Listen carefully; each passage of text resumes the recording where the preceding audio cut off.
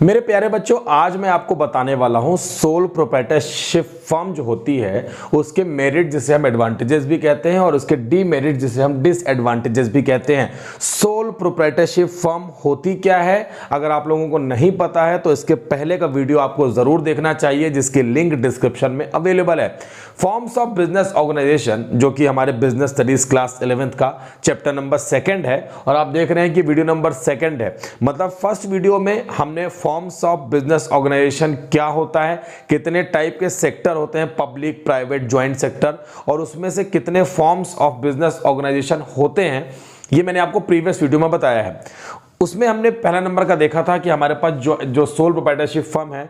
First number के video में मैंने आपको बाकी की सारी चीज़ों के अलावा सोल प्रोप्राइटरशिप फर्म की डेफिनेशन और फीचर्स बताए थे और अब एडवांटेज और डिसएडवांटेज रह गया था जिसे इस वीडियो में कंप्लीट करेंगे। ये वीडियो नंबर 2 है। चैप्टर बहुत बड़ा है, धीरे धीरे हम चल रहे हैं और हम जैसे चलते हैं आराम से वैसे ही चल रहे हैं। तो सबसे पहले अभी हम देखते हैं कि सोल प्रोप्राइटरशिप के मेरिट्स क्या है। सोल प्रोप्राइटर मतलब सोल मतलब अकेला, एक ऐसा बिजनेस जिसको कोई एक ही अकेला पर्सन कर रहा है और उसके साथ में बाकी लोगों का कोई मालिकाना हक नहीं है। बिजनेस को चलाने के लिए एक बिजनेसमैन बहुत सारे वर्कर्स की, एम्प्लॉयज की हेल्प ले सकता है, लेकिन जो ओनरशिप का टाइटल है, मतलब जिसके नाम से बिजनेस है, जो बिजनेस का मालिक है, मालिकाना हक किसी एक ही पर्सन के पास होता है और इसीलिए इसे हम कहते हैं सोल प्रोप्राइटरशिप। वीडियो नंबर 1 में मैंने काफी डिटेल में बताया है, आप देखिएगा जरूर। आज हम उसी के एडवांटेजेस के बारे में बात करेंगे कि क्या एडवांटेज है अगर हम सोल प्रोप्राइटरशिप बिजनेस को ज्वाइन करते हैं, क्योंकि हमारे पास ऑप्शन बहुत सारे हैं ना। प्रीवियस वीडियो में मैंने आपको दिखाया था sole proprietorship, Hindu undivided family business, partnership business, cooperative society और ज्वाइंट स्टॉक कंपनी या कंपनी। तो उनमें से मुझे सोल प्रोप्राइटरशिप बिजनेस ही क्यों करना चाहिए, उसकी एडवांटेजेस आज अगर हम यहां पे जान लेते हैं तो शायद हमें डिसीजन लेने में आसान होगा कि हमें कौन सा फॉर्म का बिजनेस सेलेक्ट करना है। नंबर 1 पे लिखा है क्विक डिसीजन। अकेला है सोल प्रोप्राइटर जो है वो अकेला है, मतलब बहुत ज्यादा उसमें तो पार्टनर है ही नहीं, उस पर बिजनेस का मालिकाना हक उसका सिर्फ का है, उसी बस अकेले का है, और बाकी जो है वो तो एम्प्लॉइज हैं, उसके वर्कर्स हैं अगर वो अपने बिजनेस में किसी को इन्वॉल्व करता है। तो अगर कोई डिसीजन लेना है, ऑब्वियसली बिजनेस में बहुत सारे डिसीजन लेने भी होते हैं, तो जो डिसीजन लेना है उस डिसीजन को लेने के लिए उसे किसी दूसरे पर्सन से पूछने की जरूरत नहीं है। वो बिजनेस खुद कर रहा है और उसे बिजनेस के अप्स एंड डाउन, बिजनेस में जो चीजें हो रही हैं वो उसे पता है, उसको खुद वो उस चीज को एक्सपीरियंस करता है, फील करता है, क्योंकि वो खुद बिजनेस को डील करता है। इसका मतलब ये है कि करेक्ट डिसीजन अगर वो किसी दूसरे से पूछता भी है तो वो तो बिजनेस में उसके बिजनेस के प्रैक्टिसेस को जानता नहीं है, तो वो खुद जानता है अपने बिजनेस के बारे में, और डिसीजन जो है बिना किसी से पूछे तुरंत ही लेना है। तो भैया तुरंत डिसीजन होगा तो क्विक डिसीजन होगा, किसी से डिस्कशन करके पूछने में टाइम खराब नहीं होगा, तो क्विक डिसीजन हो सकता है। सोल प्रोप्राइटरशिप के बिजनेस में अकेले ही डिसीजन लेना है, बिजनेस का मालिक वो खुद है, तो क्विक डिसीजन हो जाता है। और क्विक डिसीजन से कई बार हम राइट डिसीजन राइट टाइम में ले लेते हैं, डिले नहीं होता है, लेट नहीं होता है। कई बार डिसीजन हम जब बहुत सारे लोगों से पूछ के लेते हैं तो ये बात तो पक्की है कि जब कई लोगों से पूछ के लेंगे तो थोड़ा बहुत कंफ्यूजन भी होगा, लेकिन रिजल्ट अच्छा निकलेगा। भाई सब अपना अपना सजेशन देंगे, लेकिन उसमें डिले हो जाता है, टाइम बहुत ज्यादा उसमें खर्च हो जाता है और अपॉर्चुनिटी हमारे हाथ से निकल जाती है। लेकिन अगर हम क्विक डिसीजन लेते हैं तो हम सही टाइम में सही डिसीजन लेकर बिजनेस के लिए और भी इंपॉर्टेंट फैसले कर सकते हैं और हम बिजनेस को नई ऊंचाइयों में ले जा सकते हैं। तो ये एक बहुत अच्छा मेरिट है, एडवांटेज है, विशेषता है हमारे सोल प्रोप्राइटरशिप की। कॉन्फिडेंशियलिटी, मतलब कॉन्फिडेंशियलिटी का मतलब होता है गोपनीय रखना, मतलब किसी दूसरे से बिजनेस के सीक्रेट को लीक होने का खतरा इस सोल प्रोप्राइटरशिप बिजनेस में तो नहीं है। क्यों नहीं है भाई? बिजनेस का मालिकाना हक, ओनरशिप किसी एक के पास में है। बहुत सारे डिसीजन बिजनेसमैन लेता है और अपने एम्प्लॉइज या अपने वर्कर्स से भी उस डिसीजन को शेयर नहीं करता है, क्योंकि वो बहुत कॉन्फिडेंशियल है। क्योंकि अगर वो अपने एम्प्लॉय से शेयर करता है, उसे इस बात का डर हो सकता है कि एम्प्लॉय कहीं उसके कॉम्पिटिटर को जाके ना बता दे। कॉम्पिटिटर मतलब जो सेम नेचर ऑफ बिजनेस कर रहा है। मैं बिजनेस कर रहा हूं तो अपने बिजनेस का ओनर मैं हूं, लेकिन मेरे जैसे और भी बहुत सारे लोग हैं जो इस बिजनेस को कर रहे हैं। तो अगर मेरे बिजनेस के सीक्रेट वो जान जाएंगे जो मेरे कॉम्पिटिटर हैं, तो हो सकता है मेरे लिए कुछ और नई स्ट्रेटजी तैयार कर ले, मुझे बिजनेस पे पीछे कर दें। इस बात का डर भी नहीं है सोल प्रोप्राइटरशिप फर्म के ओनर को, क्योंकि वो बिजनेस में कॉन्फिडेंशियलिटी मेंटेन करता है, गोपनीय रखता है, मतलब सीक्रेट रखता है, अपने पास ही सारी इंफॉर्मेशन है और डिसीजन ले लेता है, और डिसीजन लेने के बाद सबको पता चलता है कि अरे वाह, हमारे ओनर ने ये डिसीजन लिया है। तो ये एक बहुत अच्छी बात है। डायरेक्ट इंसेंटिव है, जितनी ज्यादा मेहनत करेगा सोल प्रोप्राइटर उतना डायरेक्ट रिवॉर्ड उसको प्रॉफिट के फॉर्म में मिलेगा। काम मैं करूं, मेहनत मैं करूं, और मेरे साथ में अगर कोई दूसरा बिजनेसमैन जो मेरा पार्टनर हो सकता था, प्रॉफिट वो कमा के ले जाए, ये ऐसा कोई भी झंझट, ऐसा कोई भी लफड़ा, ऐसा कुछ भी दिक्कत यहां पर सोल प्रोप्राइटरशिप में नहीं है। डायरेक्ट इंसेंटिव है। उस बिजनेसमैन को पता है कि मैं बहुत ज्यादा काम करूंगा तो बहुत ज्यादा प्रॉफिट होगा, और ये सारा प्रॉफिट मुझ अकेले सोल प्रोप्राइटर का होगा, क्योंकि बिजनेस का ओनर मैं अकेले हूं। बिजनेस में एम्प्लॉयज हैं, वर्कर्स हैं, उनकी सैलरी और वेजेस तो फिक्स है, आपको उनको कितना मजदूरी देनी है, कितना उनको सैलरी देना है, ये तो फिक्स है। तो आप उनको भी टाइम पे पैसा देंगे, और पैसा सब खर्चे काटने के बाद आप बहुत सारा पैसा बचा पाएंगे अगर आप बिजनेस में एक्स्ट्रा एफर्ट करेंगे। तो जितना ज्यादा बिजनेस में एक्स्ट्रा एफर्ट करते रहेंगे, ज्यादा हाथ पैर मारते रहेंगे, उतना ही ज्यादा प्रॉफिट होगा, और अल्टीमेटली उस बिजनेसमैन को यह सेटिस्फैक्शन रहेगा कि मैं इतनी ज्यादा मेहनत करता हूं और इसका डायरेक्ट प्रॉफिट जो है बढ़े हुए प्रॉफिट के टर्म में मुझे दिखाई देता है, जिसे हम डायरेक्ट इंसेंटिव कहते हैं। एक और पॉइंट है सेंस ऑफ अकम्प्लिशमेंट। उसको पता होता है, चार लोगों को काम दे दूं कि ठीक है तुम ये काम करो, तुम ये काम कर लेना, तुम ये काम कर लेना, और चारों ही बिजनेस के ओनर हैं। कोई अपना काम टाइम पे पूरा कर रहा है, कोई अपने काम से पल्ला झाड़ रहा है कि हाँ मैं कर दिया, मैंने कर लिया, मैं कर दूंगा, इस तरीके का नहीं। अकेला बिजनेस का ओनर है और उसे पता है कि कौन सा काम कब पूरा होना चाहिए, और काम पूरे होने की इंपॉर्टेंस उसको पता है, क्योंकि अल्टीमेटली करना तो उस अकेले को ही है, क्योंकि बिजनेस का अल्टीमेट ओनर, मालिकाना हक उस अकेले सोल प्रोवाइडर का है। तो यहां पे सेंस है उसके अंदर में एक अकम्प्लिशमेंट, मतलब किसी भी काम को, किसी भी टास्क को पूरा करना, कितने टाइम में पूरा करना है, या कई बार हमें उसके आराम से पूरा करना है, कई बार बहुत जल्दबाजी में पूरा करना है। तो इस बात का सेंस उसके अंदर में है कि करना मुझे ही है और उसे मुझे कब पूरा करना है, राइट टाइम पे राइट डिसीजन लेना है। ये सारी बातें उस सोल प्रोप्राइटर के बिजनेसमैन को पता है, और वो हमारे मेरिट से एडवांटेज में कवर होता है। Easy to form and dissolve. Dissolve मतलब बंद करना, मतलब बिजनेस अब बंद करने का टाइम आ गया, और फॉर्म मतलब बिजनेस को स्टार्ट करना। अकेला बिजनेसमैन है, किसी से पूछने की जरूरत नहीं है, या अपने फ्रेंड से सजेशन ले सकता है। वो जब बिजनेस स्टार्ट कर रहा था ना, तो उसने अपने फ्रेंड से सजेशन लिया कि यार इस टाइप के बिजनेस स्टार्ट कर लूं क्या। फ्रेंड्स ने अलग अलग सजेशन दिए कि तुम ऐसा नहीं, ये वाला बिजनेस शुरू कर लो, तुम ये वाला बिजनेस शुरू कर लो, ठीक है। लेकिन अल्टीमेटली बिजनेस को स्टार्ट करने की जिम्मेदारी तो उस बिजनेसमैन की है, और वो खुद अकेला है, ओनर अकेला है, अकेला बिजनेस का मालिक है। तो बिजनेस को तुरंत स्टार्ट कर लेगा। अब उस बिजनेस को करते करते उसका मन भर गया है, उसको लगता है कि मुझे कुछ और बिजनेस स्टार्ट करना चाहिए, या मैं अब अकेले बिजनेस नहीं कर पा रहा हूं, मुझे पार्टनरशिप बिजनेस करना चाहिए, एक दो और अपने फ्रेंड्स को पार्टनर बना लूं।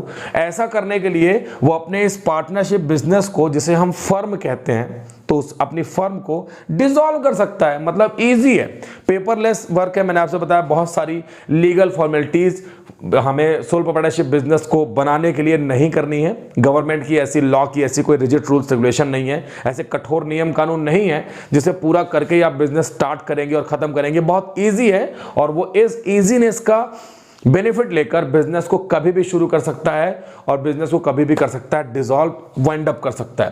तो एडवांटेजेस बहुत सारे हैं, और इन्हीं सारी एडवांटेजेस को देख के ही कोई भी एक अकेला पर्सन जिसको लगता है कि यार ज्यादा हाथ पैर नहीं मारूंगा, लिमिटेड पूंजी है और मेरे अंदर का जो स्किल है बिजनेस करने का, वो मुझे अकेले ही बिजनेस करने की परमिशन देता है, तो सुटेबल है कि आप सोल प्रोप्राइटरशिप बिजनेस को करके बिजनेस के मालिक बन जाइए और अपने यहाँ एम्प्लॉयज वगैरह को रख के काम करिए।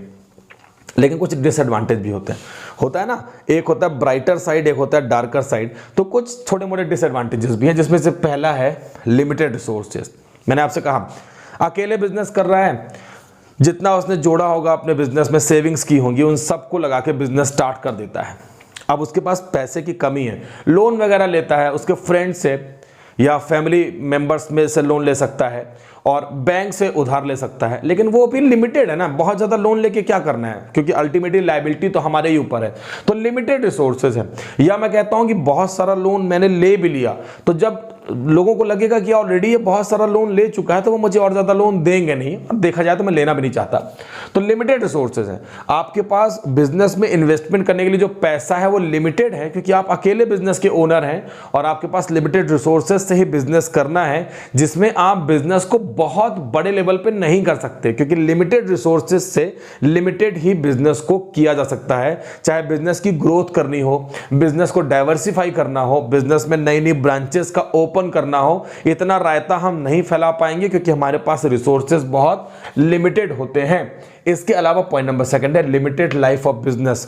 ये बहुत इंपॉर्टेंट पॉइंट और ये बहुत जरूरी भी है समझना कि हमने देखा प्रीवियस वीडियो में, हमने देखा था जब फीचर पढ़ रहे थे कि बिजनेस जो है सोल प्रोप्राइटरशिप बिजनेस में सोल प्रोप्राइटर अकेला पर्सन बिजनेस करता है, मालिकाना हक उस बिजनेसमैन का ही होता है। ठीक है, बिजनेसमैन जब बिजनेस में नहीं बैठता है तो कई बार उसके फैमिली मेंबर्स, उसकी वाइफ, उसके बच्चे भी बिजनेस में बैठ सकते हैं और बिजनेस में संभाल सकते हैं। बिजनेसमैन कहीं बाहर गया होगा, आ जाता है तो वापस से वो अपना बिजनेस संभालता है।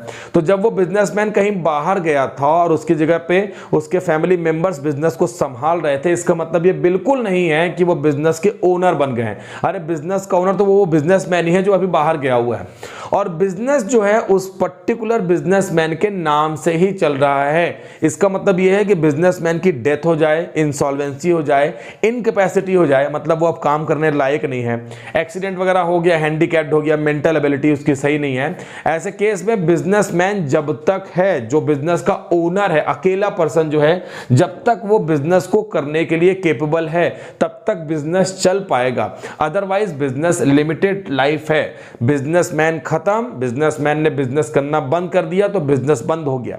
लेकिन आप इस बिजनेस को कंटिन्यू कर सकते हैं, और वो कंटिन्यू कर सकते हैं कि भाई अब डैडी को लग रहा है कि नहीं मैं अपना बिजनेस बेटे के नाम से ट्रांसफर कर दूं, बेटे को ओनरशिप प्रोवाइड कर दूं, तो वो ऐसा करके पूरी ओनरशिप बेटे को दे सकता है। ऐसे में भी लिमिटेड लाइफ हुई उस डैड के बिजनेस की, उनके पापा के बिजनेस की, क्योंकि वो तो अब बिजनेस से अलग हो रहे हैं, तो बेटे को ट्रांसफर हो रहा है बिजनेस, मतलब अब वो बिजनेस बेटे के नाम से जाना जाएगा, जबकि पापा का बिजनेस का लाइफ अब खत्म हो गया क्योंकि बेटे के नाम से ट्रांसफर हो गया और बेटा उस बिजनेस को करेगा। फिर बेटा चाहे किसी और को देगा तो लिमिटेड लाइफ कहने का मतलब यह है जब तक मेरे पास ओनरशिप है तभी तक है, मैं किसी दूसरे को देता हूं तो वो ओनरशिप दूसरे के नाम से ट्रांसफर हो जाएगी। Limited life of business. Unlimited liability, ये लायबिलिटी पॉइंट मैंने आपसे कहा है कि आपको जो भी हम फॉर्म्स ऑफ बिजनेस ऑर्गेनाइजेशन में आगे के फॉर्म्स पढ़ेंगे, टाइप पढ़ेंगे, ये पॉइंट सब में आएगा। और लिमिटेड लायबिलिटी होती है, unlimited liability, sorry, unlimited liability का मतलब होता है बिजनेस में, जैसे में अभी हमने देखा कि लिमिटेड रिसोर्सेज हैं, मैंने बैंक से, अपने फैमिली मेंबर से, फ्रेंड से लोन ले लिया, ये सोच के लिया कि बिजनेस अच्छा चलेगा, लेकिन बिजनेस अब अच्छा नहीं चल रहा। सारे बिजनेस नहीं चल सकते अच्छे, बहुत सारे अप्स एंड डाउन लगे रहते हैं, पॉजिटिव नेगेटिव एस्पेक्ट्स आते रहते हैं। अब बिजनेस नहीं चल रहा है अच्छा, जो लोन लिया था वो भी मैंने किसी तरीके से पता नहीं कहाँ मैंने खर्च कर दिया, बिजनेस में तो दिख नहीं रहा है, मैंने अपने पर्सनल खर्चे में खर्च कर लिया। ऐसे में अब मुझे उस लोन की पेमेंट करनी है। बिजनेस में इतनी एसेट्स नहीं थी कि मैं बिजनेस की सारी संपत्तियों को बेचकर भी पेमेंट कर पाऊं। ऐसे में बिजनेसमैन को अपनी बिजनेस के अलावा अपने घर की, अपनी पर्सनल एसेट्स को बेचना पड़ेगा और अल्टीमेटली उस लायबिलिटी का पेमेंट करना ही पड़ेगा जो उसके ऊपर है। मतलब लायबिलिटी अनलिमिटेड है। लायबिलिटी लिमिटेड कब होती? तो जब हमें सिर्फ बिजनेस के पैसे से ही देना होता, और वो बिल्कुल पॉसिबल नहीं है सोल प्रोप्राइटर में कि भाई आप पैसा ना दे किसी का कि बिजनेस में नहीं है। नहीं, बिजनेस में पैसा है तो दो, और बिजनेस में पैसा नहीं है तो जाओ भैया घर के एसेट्स ले आओ, उनको बेचो और उसको बेच के पैसा दो। मतलब आपको अपनी पर्सनल एसेट्स को भी बेचना पड़ सकता है, उनका यूज करना पड़ सकता है अगर कोई ऐसी लायबिलिटी है जो अभी भी आपने पे नहीं की है। इसीलिए ये कंसेप्ट है कि सोल प्रोप्राइटर की liability always always always unlimited होती है। और वहीं लास्ट पॉइंट है लिमिटेड मैनेजेरियल स्किल। नहीं होता है हर किसी के पास में सारे टैलेंट। मैं सोचूं कि मेरे पास ही सारी स्पेशलिटीज आ जाएं, मैं सारा टैलेंट मेरे अंदर आ जाए, ये ह्यूमन बीइंग का नेचर नहीं है। कुछ चीजें मेरे पास में है तो कुछ मेरे दूसरे किसी पार्टनर के पास में है, किसी दूसरे फ्रेंड के पास में है। तो होता यह है कि जो मैनेजरियल स्किल होती है वो बहुत टाइप की होती है।